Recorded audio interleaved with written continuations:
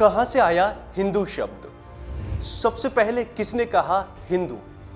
जाने भारत बनने का रोचक इतिहास। हमारे देश का इतिहास बेहद ही रोचक है। आपको इसको जितना समझने की कोशिश करते हैं उतना ही आप इसमें खोते चले जाते हैं। यही कारण है कि कितने ही विदेशी इतिहासकार यहाँ आए और हमारी संस्कृति और सभ्यता को नजदीकी जानने का प्रयास किया।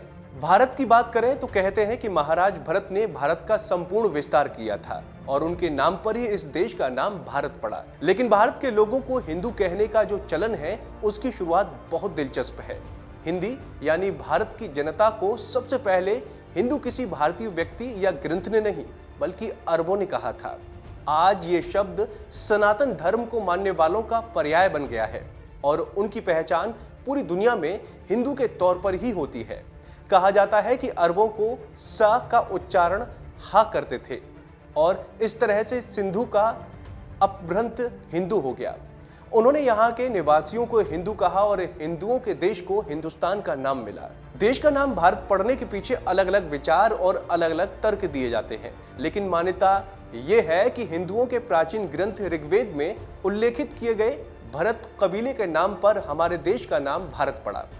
कुछ विद्वानों का कहना है कि ऋषभवेद के बड़े बेटे भरत के नाम पर इस देश का नाम भारत पड़ा है। जहां देश को हिंदुस्तान कहे जाने की बात है तो ईरानियों ने इस देश को हिंदुस्तान कहकर बुलाया। वहीं हिंदुस्तान के भारत और इंडिया बनने की भी एक दिलचस्प कहानी है। दरअसल सिंधु नदी का दूसरा नाम इंडस भी था। इस नदी के किनारे विकसित सभ्यता इंडस वैली सिविलाइजेशन कहलाएगी। सिंधु नदी का इंडस नाम भारत आए विदेशियों ने रखा। सिंधु सभ्यता के कारण भारत का पुराना नाम सिंधु भी था, जिसे यूनानी में इंडो या इंडस भी कहा जाता था। जब यह शब्द लैटिन भाषा में पहुंचा तो बदलकर इंडिया हो गया। एक अन्य जानकारी के अनुसार जब अंग्रेज भारत में आए उस समय हमारे देश को हिंदुस्तान कहा जाता था। हालांकि ये शब्द बोलने में उन्हें परेशानी होती थी। जब अंग्रेजों को पता चला कि भारत की सभ्यता सिंधु घाटी है, जिसे इंडस वैली भी कहा जाता है, इस शब्द को लैटिन भाषा में इंडिया कहा जाता है, तो उन्होंने भारत को इंडिया कहना शुरू कर दिया। अंग्रेजों के शासनकाल में इंडिया नाम काफी प्रसिद्ध हुआ और हमारा देश दुनिया में इस नाम से जाना जाने लगा। 1947 की आधी रात को जब भारत अपने भाग्य से मुलाकात कर रहा था तो वो घड़ी हिंदुस्तान के लिए सदियों के संघर्ष और तपस्या का पुण्य फल भी थी।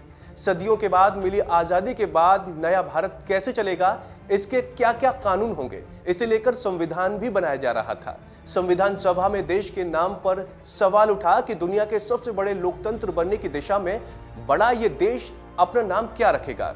इस दौरान भारत, हिंदुस्तान, हिंद और इंडिया जैसे विकल्पों पर खूब माथापच्ची हुई। 17 दिसंबर 1949 को संघ के नाम और राज्यों पर चर्चा शुरू हुई। संविधान की ड्राफ्टिंग कमेटी के अध्यक्ष डॉक्टर भीमराव अंबेडकर चाहते थे कि इसको आधे घंटे में स्वीकार कर लिया जाए, लेकिन दूसरे सदस्यों में नाम को लेकर असहमति थी, जो चाहते थे कि इंडिया और भारत जैसे शब्दों के रिश्तों को समझ लिया जाए।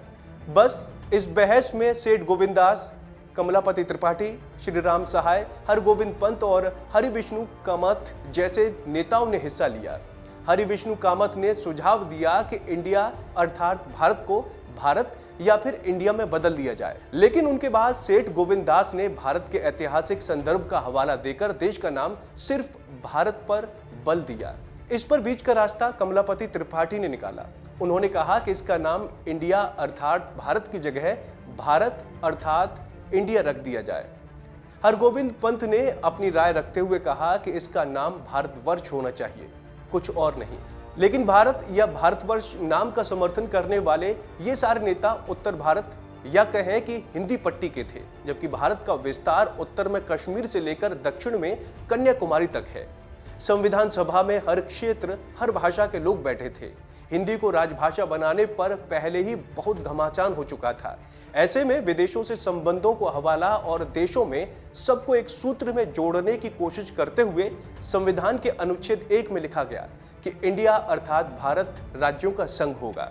बता दें कि आज़ादी के बाद देश का नाम बाद में तय हुआ। संविधान में राष्ट्रगान और तिरंगा पहले ही तय हो गया था और तय हो गया था कि आज इस देश में भारत माता की जय का नारा लगाया जाएगा। आज़ादी के आंदोलन में देश को एकजुट करने के लिए महात्मा गांधी की अगुवाई में देश भर में भारत माता की जय के नारे ही बोले जाते थे। तो दोस्तों, उम्मीद है आपको हमारी ये जानकारी पसंद आई होगी। ऐसी ही तमाम अपडेट्स के लिए आप देखते रहिए वन इंडिया।